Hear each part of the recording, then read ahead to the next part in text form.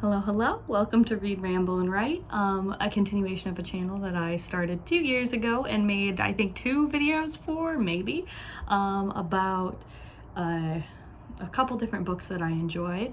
And now I'm back at it a couple years later, maybe just 1 year later. Time goes, year and a half, 2 years? Time goes fast.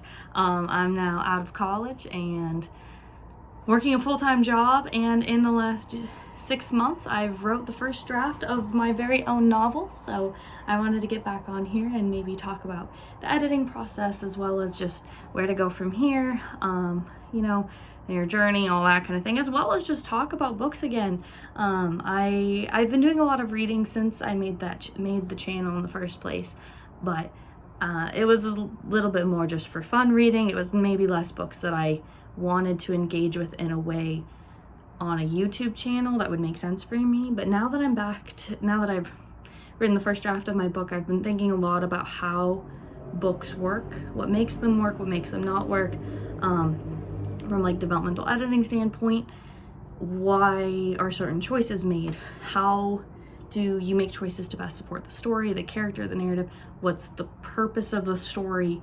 And how to best go about accomplishing that. So a lot of these kinds of things have been swirling around in my head while I've been going back to the editing process. And I wanted to sort of start to talk about that again. So this is kind of gonna just be the introductory video, I suppose, probably something short. Or maybe I'll start rambling about something, who knows. But yeah, like the big gist of it is I want to talk about writing and reading, and also ramble a bit because thus is the name. But yeah, so the book I'm writing is called In Good Faith. That may change, but it's a literary fantasy revolving around kind of what it means to live within a system that produces both genuine harm and genuine love, and also uses that genuine love as the mechanism for harm.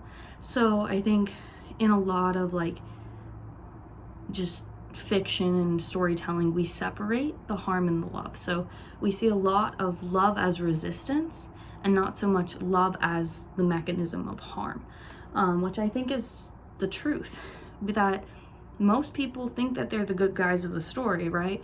Most people want to be the heroes. They don't want to be the villains of the story. They don't want to have accountability for the things that they've done, because it's hard to be accountable. It's hard to admit that you've done something wrong, that you've hurt somebody, and that maybe you're not in the right of it. And so, and I think these stories about love as resistance, love as the thing that fights the machine sort of situation, just kind of perpetuates this idea. So it makes it feel like if we genuinely love or care about something, that by default makes it true or makes it the correct way. And I think it makes it hard to have empathy for people who you perceive as against your ideas, when the truth is a lot of them also believe that what they're doing is right and built on love and care, even if fear is also a major driver of it, right? So that's kind of the high level gist, but at its core I'm using a lot of very standard fantasy elements, so quest, prophecy, etc., etc., etc. There is kind of a romance arc, and yeah, so like a lot of just standard fantasy elements as scaffolding, so that way so readers will be able to more subconsciously like kind of absorb the themes. I think we've seen a real trend in fiction recently and there's something to be said about transparency. There's something to be said about saying things like it is, instead of trying to play mind games with it, or be subtle or whatever. Like there's something to be said about that, but the problem is in pretty much every case that I've seen, like saying something like it is used, it's when what's being said contradicts what's being shown on page. So I'm probably gonna make a whole video on Babel by R.F. Kuang at some point, Although at this point I think I've talked it out with just about everybody in my life who's had the misfortune of having to listen to me rant about that book, because I wanted to enjoy it. I wanted to love Babel by R.F. Kuang, but ultimately I didn't, for a whole host of reasons. And one of them being what was said and what was shown did not always align. And it just left me at this, like, because it was a book that was promised to be a book that you needed to engage with intellectually, emotionally, whatever. And I tried to do that. I tried to do that in the way that I would a book by, say, oh, I'm going to butcher his name. I'm realizing this. I think this might be the first time I've said it out loud. But Kazuo Ishiguro, author of, my favorite book by him is The Remains of the Day. I also really enjoyed The Buried Giant. But he's most well known for maybe Never Let Me Go, Clara and the Sun. There's some other ones too that most of his books that he's written have half a dozen awards and or have been turned into a movie. Like, he's a brilliant author. And so, yeah, The Remains of the Day, I'm also gonna have to do a video on The Remains of the Day at some point, because it's just brilliant. And I don't know if I would recommend it to most people. I would recommend it to somebody who has a lot of patience and or really likes like British butlers in the turn of the century.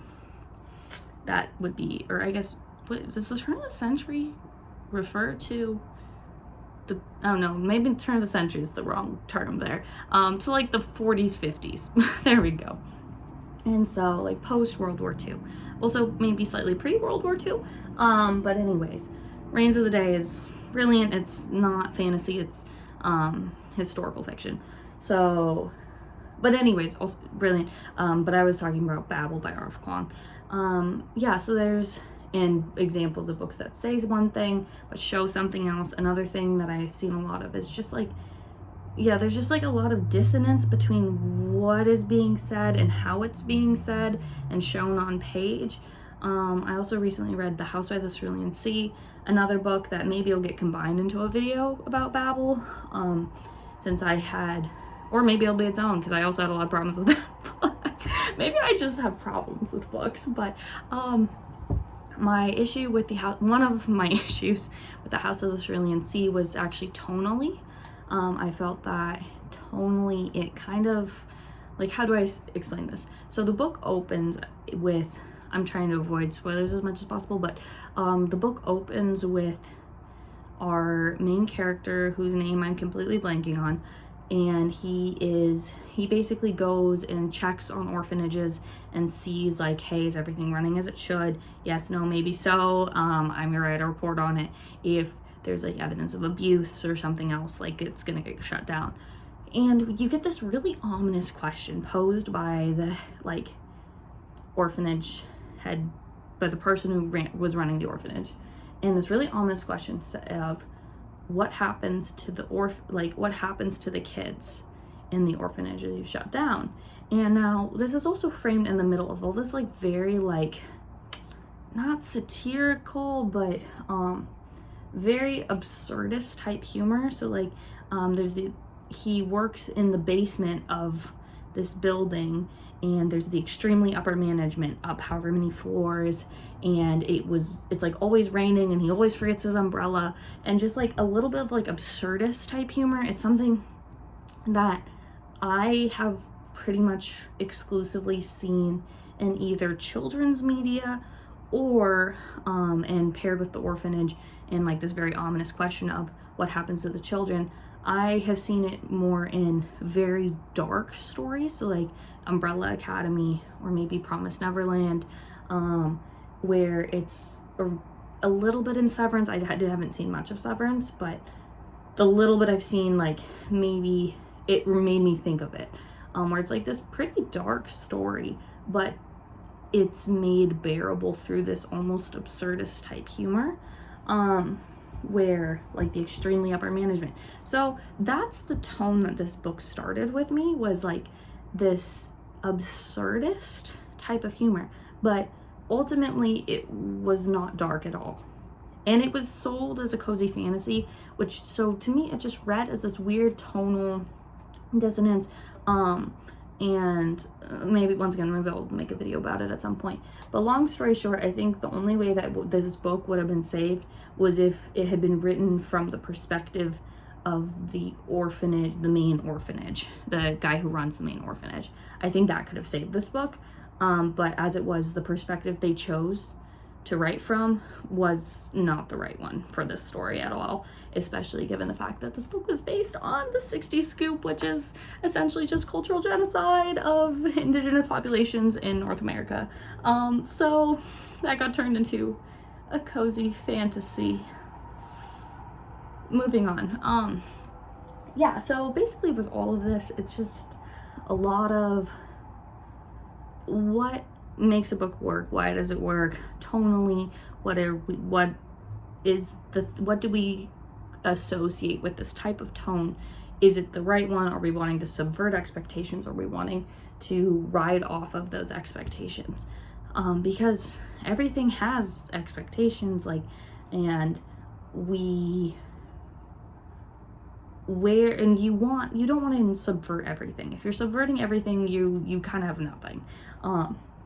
So it's like, you want to subvert the things that are important to subvert, that add something to your story, right? So those are kind of like, I guess, the big things that I've been thinking about a lot recently in terms of story, and also like, how does this connect to my book? And part of the reason I read both Babel and The House by the Cerulean Sea is I've been on a never-ending search for comps for my own book, since part of the like querying process is to have a couple books that help the agent maybe identify where your book would be located on a bookshelf, who might be interested in buying it. And the more updated advice is that you can use things like TV shows and whatnot. Mine is a little bit like, the comps exist for my book, but the tradition I'm writing in is a little bit smaller, maybe, or a little bit less utilized, particularly in recent years. But that's also why I'm just trying to read more of these more like literary fiction or literary fantasy types of books, to see, because part of, if you can't come up with comps, it's probably because you're not as well read. So that's kind of the part of the journey here, is just trying to find and read all these other books. And I think my phone might be slowly sliding. But yeah, so just the next one on the list is, what's it called? The Trader Brew Coramont, I think. And so that one seems promising, but that's also what I said for a few other books that were less than promising by the end of it. But the search continues. Yeah, but maybe it's just more that I'm finding a gap that I want to be filled, because I think it's important. I think like a lot of these themes are important. I think story is important. I think it's how we learn, or one of the many ways in which we learn to connect with other people and understand things that are not our own, what we've been through. Like, you learn empathy, learn just skills for how to navigate the world and how to like deal with hardship and grief and just all these like big topics, right? And I'm also hiding from the sun here as it's setting. It's hitting a window and like blasting me in the face.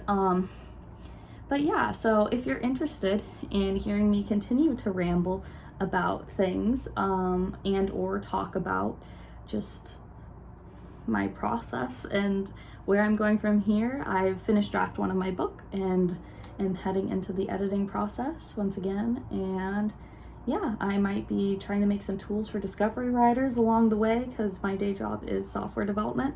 And I have realized that I have no organization and no plan to use traditional organization methods, because a lot of them have been developed for like plotters, like people to say that there's plotters and discovery writers. Most people are on a continuum of sorts. I'm very much I'd say structured discovery writer. Like, I had a couple flags in the sand. Those flags had a lot of question marks, and I was just like, I know I want this vague thing to happen. What specifically, there's a lot of question marks about how, what exactly was happening. It was more of like a thematic impact than it was like an actual plot point.